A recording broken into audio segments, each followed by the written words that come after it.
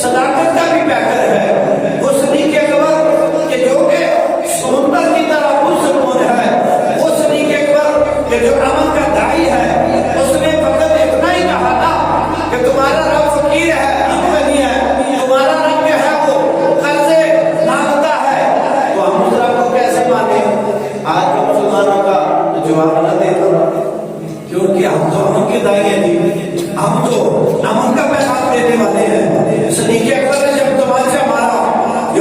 پریشان ہو گئے. اب وہ یہودی کہ جو ازل سے لے کر ابد تک میرے اور آپ کے نبی کے دشمن ہے، اپنے بغض و عناد کی وجہ سے وہ سارے یہودی بارگاہ رسالت میں آ جاتے ہیں، رسول اللہ کی بارگاہ میں آ جاتے ہیں. بات بڑی خوبصورت ہے.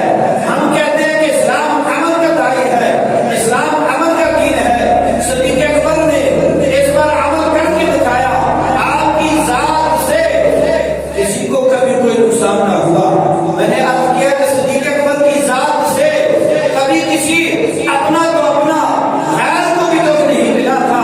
لیکن یہ معاہدہ کیا ہوا کہ سیدنا صدیق اکبر تمانچہ رسید کر دیتے ہیں. قیامت تک کے لیے صدیق اکبر کا تمانچہ جو ہے وہ مسلمانوں کی رہنمائی کرتا ہے. ہاں ہاں، اسلام امن کا دین ہے، اسلام سلامتی کا دین ہے، اسلام برداشت کا دین ہے، اسلام رواداری کا دین ہے.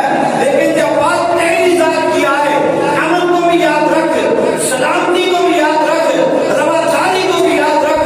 لیکن شان صدیق اکبر یہ ہے کہ جب بات اللہ اس کے رسول کی عزت کی آ جائے تو امن، رواداری اور بردباری کو پسے پشت تو نے ڈالنا ہے.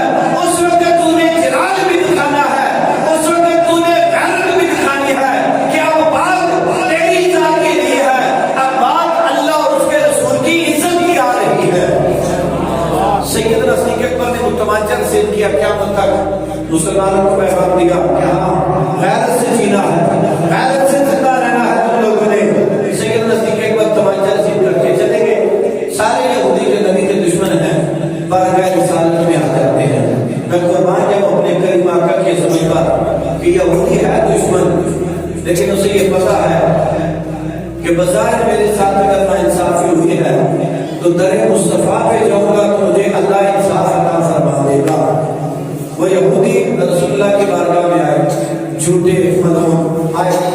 آگے کہتے ہیں کہ آپ کے یار بار نے ہمارے غلام کو تمانچہ رسید کیا ہے. اب میرے مصطفیٰ کریم اپنے غلاموں سے کتنے واقف ہیں.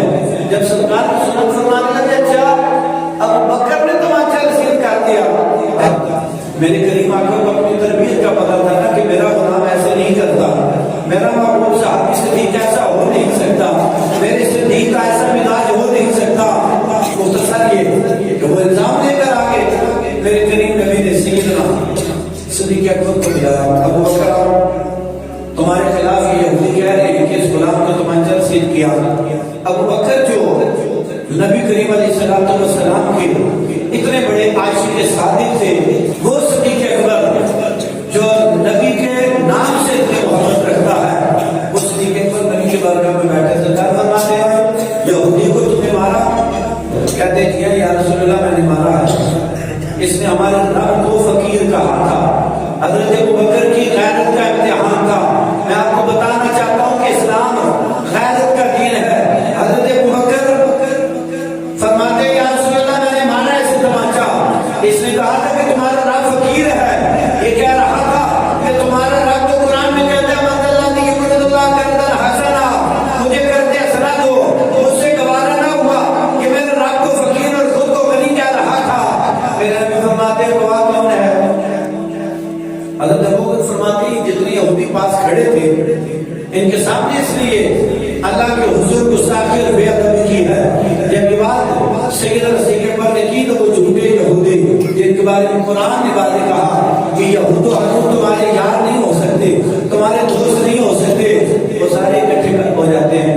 کہتے ہیں کہ ہم نے تو نہیں سنا، اب صدیق اکبر کا گواہ کوئی نہیں ہے. سیدنا صدیق اکبر خاموش ہے.